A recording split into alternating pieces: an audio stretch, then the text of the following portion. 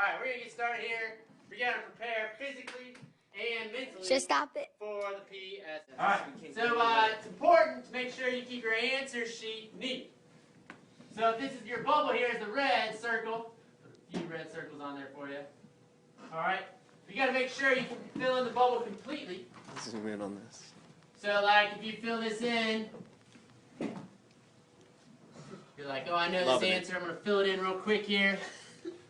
That's a pretty good job of staying inside the bubble, but as you notice here in the middle, it's incomplete. Alright? Not good. There's a chance that when this machine looks at that, it might say, hey, that one's wrong. It's not filled in. Alright, another thing you can't do is, let's say you spend your time here. You're like, oh, I'm doing a great job. I'm going to fill this in.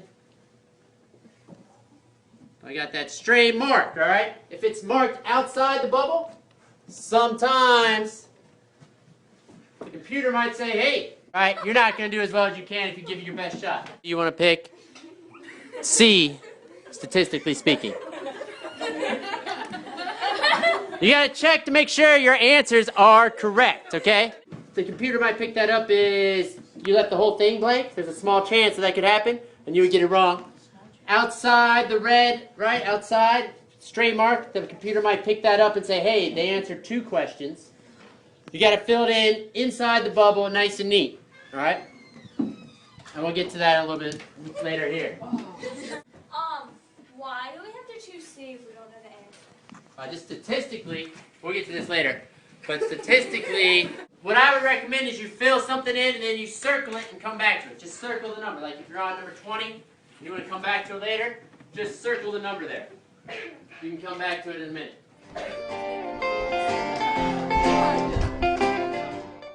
Don't pay attention to what others are doing in the room.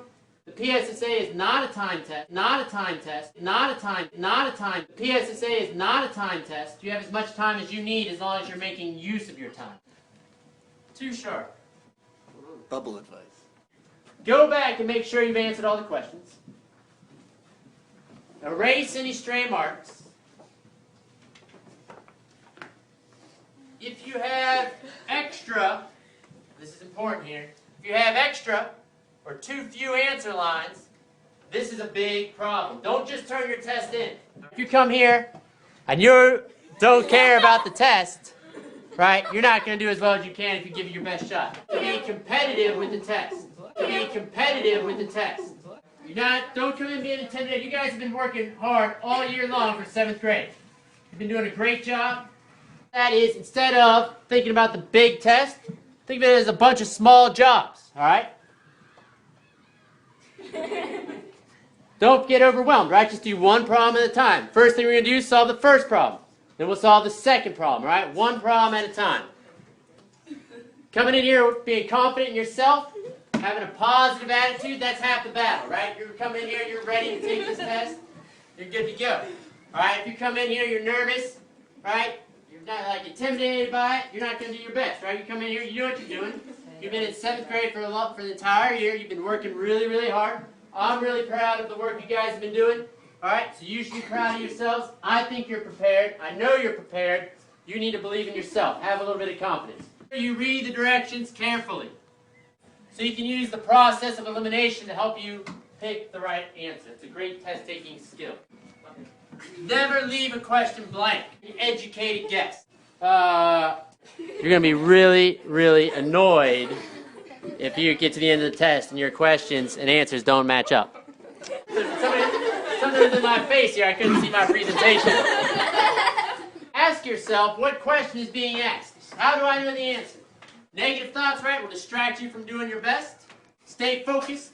All right, so we got to prepare physically and mentally for the PSSAs that are coming up next week, all right? They're going to be on Tuesday, Wednesday, and Thursday. Make sure we get a good night's sleep before the test. What? Project Runway. In the morning of the test, you need to make sure you eat yourself a good breakfast. And you can probably scam your parents so you can say, hey, Mom, Dad, I need to eat a good breakfast. I want some pancakes. Mr. Mentor told me I need some eggs, right? Because eggs have protein in them. I can't eat eggs. It's all right. Maybe you want a little bacon on the side there. All right. to take your time in the morning and eat and make it, instead of a break fast, break slow. Oh my god. Peanut butter with your breakfast, right? Power breakfast. Oatmeal. Yeah! With some peanut butter in there. Woo! Then sprinkle a little brown sugar on top. It gives you the fuel you need to last the whole day. Peanut butter? Yep. Morgan, what time does school start? 8:10. 8:10. Good, good. 8:10? Alright. Scientifically, it's 8 hours you're going to need of rest. Minimal. Minimum. Evan, stop. I like 9. I like 12. I'm in bed by 9 o'clock every night. Too. This one?